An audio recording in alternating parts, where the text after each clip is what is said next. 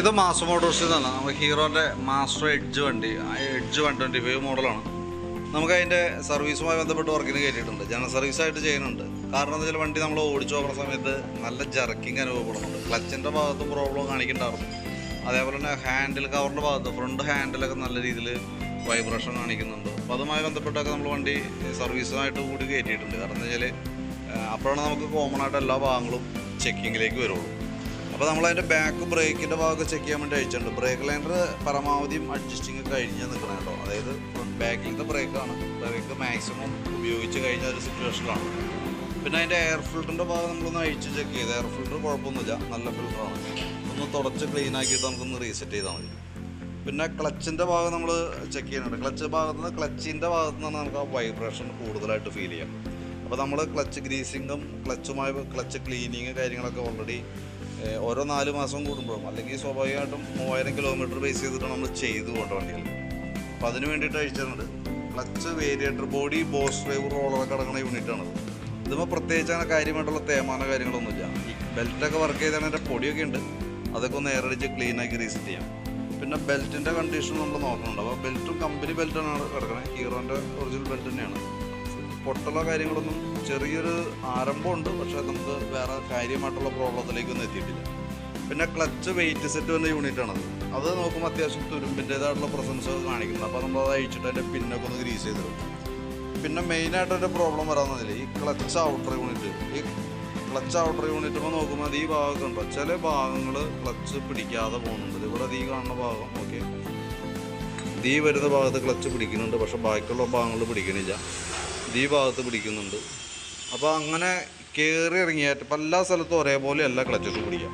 അപ്പോൾ അതുകൊണ്ട് തന്നെ ആ ഭാഗങ്ങൾ വരുമ്പോഴാണ് വണ്ടിക്ക് കൂടുതലായിട്ട് ജർക്കിങ് ഫീൽ ചെയ്യുക. നമ്മൾ വണ്ടി ഓടിക്കുമ്പോൾ ഒരു കംഫർട്ട് കിട്ടാത്തതിൻ്റെ മെയിൻ റീസൺ അതാണ്.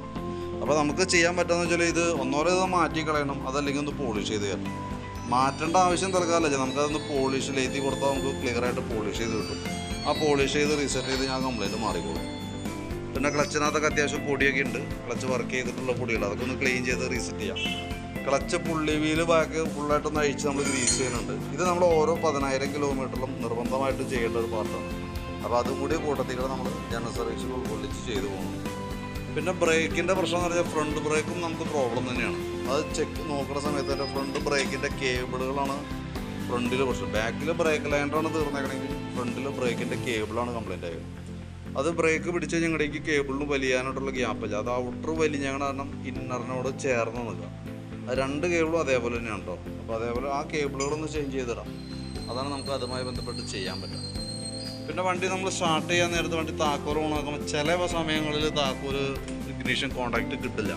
അപ്പോൾ നമ്മൾ ഈ സ്വിച്ച് പതുക്കെ ഒന്ന് അനക്കി കൊടുക്കേണ്ട സിറ്റുവേഷൻ ഉണ്ട്. അത് ഇഗ്നീഷൻ സ്വിച്ചിൻ്റെ കംപ്ലൈൻ്റ് ആണ്, ഇഗ്നീഷൻ സ്വിച്ച് കംപ്ലൈൻ്റ് ആണ്. അപ്പോൾ നിലവിൽ നമുക്കതൊന്ന് അഴിച്ച് ക്ലീൻ ചെയ്തിടാം. അതൊരു പ്രാവശ്യമൊക്കെയാണ് ക്ലീനിങ് നടക്കുള്ളൂ. പിന്നെയും കംപ്ലൈൻറ്റ് കാണിച്ചാൽ മാറ്റി പുതിയതിടേണ്ടതായിട്ട് പോയി. എൻജിൻ ഓയിലിൻ്റെ ലെവൽ കുറഞ്ഞു പോകണ കംപ്ലൈൻറ്റ് പറഞ്ഞിട്ടുണ്ടായിരുന്നു. പക്ഷെ നമ്മൾ ഓയിൽ ചെക്ക് ചെയ്യുന്ന സമയത്ത് ഓയിൽ ലെവലൊക്കെ ഉണ്ട്.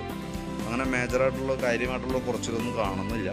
നമ്മൾ പുക ഉണ്ടോയെന്ന് അറിയാൻ വേണ്ടിയിട്ടൊക്കെ ഒന്ന് റേസ് ചെയ്ത് ചൂടാക്കിയിട്ട് ഒന്ന് ഓടിച്ചൊക്കെ നോക്കി, അപ്പോഴും വേറെ പ്രോബ്ലം ആയിട്ടൊന്നും കാണിക്കുന്നില്ല. അപ്പോൾ നിലവിൽ നമുക്ക് സർവീസ് സംബന്ധമായിട്ടുള്ള വർക്കുള്ളൂ. അതിനകത്ത് ആ ക്ലച്ച് ഔട്ടർ ഒന്ന് പോളിഷ് ചെയ്ത് കയറ്റാം, ബ്രേക്ക് കേബിളുകളൊക്കെ ഒന്ന് മാറ്റാം, ജനറൽ സർവീസ് ചെയ്യാം. ഇത്ര കേസാണ് മെയിനായിട്ടുള്ളത് കേട്ടോ. പിന്നെ അതിൻ്റെ ലെഫ്റ്റ് സൈഡിൽ മിറർ കംപ്ലൈൻറ്റ് ഉണ്ട്. അപ്പോൾ അത് ഐറ്റം സ്റ്റോക്കിലുണ്ടോ എന്ന് നോക്കട്ടെ, ഉണ്ടെങ്കിൽ നമുക്ക് നോക്കിയിട്ട് അത് ക്ലിയർ ചെയ്യാം. അതല്ലെങ്കിൽ തൽക്കാലം നമുക്ക് അത് തന്നെ വയ്ക്കാം, ഓർഡർ ചെയ്ത് വരുത്തി തരാം കേട്ടോ. കാരണം എഡ്ജിൻ്റെ ഒക്കെ ആകുമ്പോൾ പല ടൈപ്പ് വരാം, ഒരു വണ്ടിക്ക് തന്നെ പല മോഡലിൽ വരണം. അപ്പോൾ അതുകൊണ്ട് എല്ലാം ആരും സ്റ്റോക്ക് അങ്ങനെ കാര്യമായിട്ട് വെക്കില്ല. ഉണ്ടെങ്കിൽ നോക്കിയിട്ട് കറക്റ്റായിട്ട് സെറ്റ് ചെയ്തേക്കാം, ഇല്ലയെന്നുണ്ടെങ്കിൽ നമുക്ക് ഓർഡറിലേക്ക് എഴുതിയിട്ടേക്കാം. അപ്പോൾ അതിൻ്റെ ഒരു ഏകദേശം ഒരു എസ്റ്റിമേറ്റും ഡീറ്റെയിൽസൊക്കെ വാട്സാപ്പിലേക്ക് ഒന്ന് സെൻഡ് ചെയ്തിട്ടേക്കാം. വൈകുന്നേരത്തേക്ക് എടുക്കാവുന്ന രീതിയിലാണ് സെറ്റ് ചെയ്തിരിക്കുന്നത്. അപ്പോൾ നോക്കിയിട്ടൊന്ന് വിളിച്ചാൽ മതി.